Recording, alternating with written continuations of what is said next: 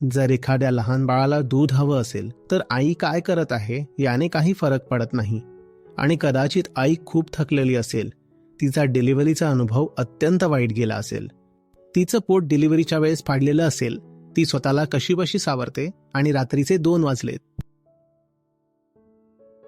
बाळ रडायला लागतं, मला दूध पाहिजे, मला माझं दूध दे. पण बाळ असं म्हणतं का की नाही, मला आईबाबत खूप करुणा वाटतेय, मी तिला त्रास देणार नाही, तिला शांतपणे झोपू देत. आणि जर आई कमकुवत असेल आणि पुरेसं दूध नसेल तर बाळ चावा घेतं. त्या चावण्याने आईला किती त्रास होतो याने त्याला काहीच फरक पडत नाही. किंवा बाळ असं म्हणतं का, अरे रे बिचारी माझी आई, ती आधीच इतकं देतीये मला, मी आणखीन काही थेंबांसाठी इतका लोभी का होतोय. एखाद्या लहान बाळात कुठे तुम्ही आत्मज्ञान पाहिलंय का? कदाचित कवितेत ऐकलं असेल.